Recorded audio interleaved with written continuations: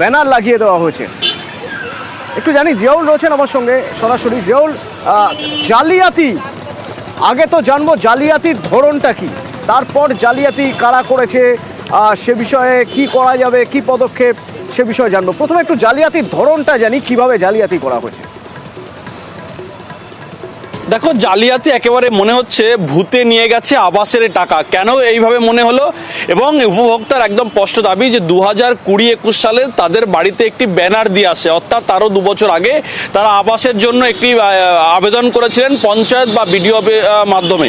কিন্তু সেই ঘরের আবেদনের পরেই তাদের প্রায় যিনি আঞ্জুমান বিবি, অর্থাৎ এই জাহাঙ্গীরের মা, তার স্পষ্ট তিনি মারা গেছেন 2020 সালে, অর্থাৎ 20 সালে মারা গেছেন। তারও 2 বছর আগে তিনি আবেদন করেছিলেন, কিন্তু বারবার আবেদন করে ঘর হচ্ছিল না। 2020-21 সাল অর্থাৎ প্রায় 22 সালে শেষে গিয়ে তাদের বাড়িতে একটি ব্যানার দিয়ে আসে। সেই ব্যানারে লেখা রয়েছে বাংলা আবাস যোজনা, নিচেই লেখা রয়েছে 1,37,190 টাকা। অর্থাৎ তিনি বাংলা আবাস যোজনা, তিনি ঘর পেয়েছেন, সরকারি খাতায় তার নাম রয়েছে, ফলে তিনি টাকা পেয়ে গেছেন, তিনি দ্বিতীয়বার আর আবাসের টাকা পাবেন না।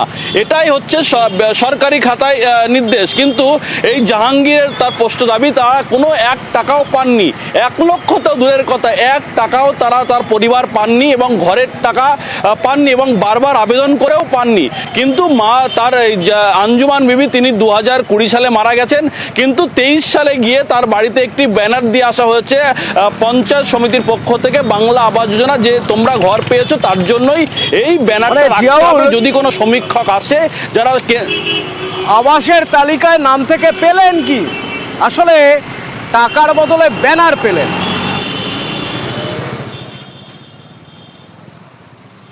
আমি ঘর পাইনি গো, আমি বোর্ডে আমি তো কাজেতে এসলাম, তা আমার গিন্নির কাছে দিদালে আমি দিদি আর বোর্ড নিলি কেন, ঘর পালি নে? তা বলতে না, ওরা হচ্ছে যারা ওই ডেঙ্গো এ করে ওরাই দেয়ালে। আমি দিদি আমি ঘর পাইনি, আমি বোর্ড নেবো। কত টাকা? 1,37,190 টাকা। এ টাকা একটাও পাননি? না, পাইনি। কোথায় গেল টাকা? কোথায় গেল? এখন মেম্বাররা খেলো কি, এখন বিডিও অফিসে গেল, তা আমরা তো জানতেই পারলাম না। এখন এই ঘরটা হলে একটু ভালো হতো। ও অনেক জায়গায় গেছিল, মেম্বারের কাছে গেছিল, মেম্বার বললো হবে হবে, ভোটটা লিস্ট ও তো জানে না, জোর করে ধরে দিয়ে গেছে, পঞ্চায়েতের লোক দিয়ে গেছে। এই টাকাটা কোথায় গেল এখন মেম্বার খেয়েছ কি, এখন চামড়া খেয়েছ কি, সেটা তো কেউ বুঝতে যাচ্ছে না। ভূত আগে ছিল, এখন আছে ভূত, তারা খেয়ে নিয়েছে, তারা খেয়ে ফেলেছে, পুরোটাই খেয়ে নিল, পুরোটা খেয়ে দেখা যাচ্ছে না সে ভূত না। আচ্ছা, এই যে অবস্থা হয়ে পড়ে রয়েছে জিয়াউল, আঞ্জুমান বিবির ছেলে কি প্রশাসনকে জানিয়েছেন? তিনি, দেখো, যেহেতু তাদেরকে বাড়িতে গিয়ে বলে এসেছিল প্রশাসনিক কর্তারা যে যখন কোনো সমীক্ষক আসবে তারা যেন এই ব্যানারটি দিয়ে বলেন যে আমরা ঘর পেয়েছি। কিন্তু খাতায় কলমে তো সত্যি তারা ঘর পেয়েছেন, কিন্তু বাস্তবে তারা তো 1 টাকাও পায়নি, শুধু পেয়েছে ব্যানার। এবং এই ব্যানারটাও যারা সমীক্ষক আসবে তাদেরকে দেখাতে বলছেন। এবং তিনি তো সত্যিই ঘর পাননি, যেহেতু রাজ্যের মুখ্যমন্ত্রী বলছেন যারা গরিব মানুষ, যাদের পাকা বাড়ি নেই, তারা অবশ্যই ঘর পাবে। এবং তিনি এই কথা শোনার পরেই তিনি বারংবার পঞ্চায়েত এবং পঞ্চায়েত সমিতি অফিসে গেছেন, ব্লক অফিসে গেছেন, কিন্তু বারংবার বলা হয়েছে তোমরা তো ঘর পেয়ে গেছো, কিন্তু খাতায় কলমে তো কোনো ঘর পাননি।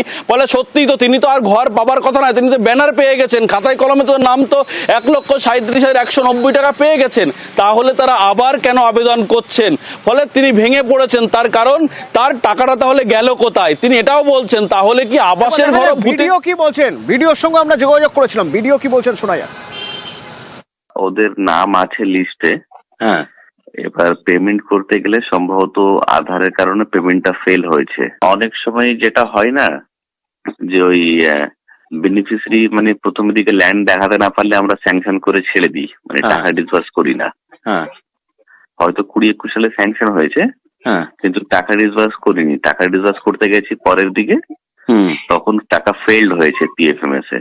হ্যাঁ, তো ফেলড হওয়ার কারণে ওটা মানে আবার ওটাকে আবার রিজেনারেট করতে হবে আরেকবার আধার দিয়ে।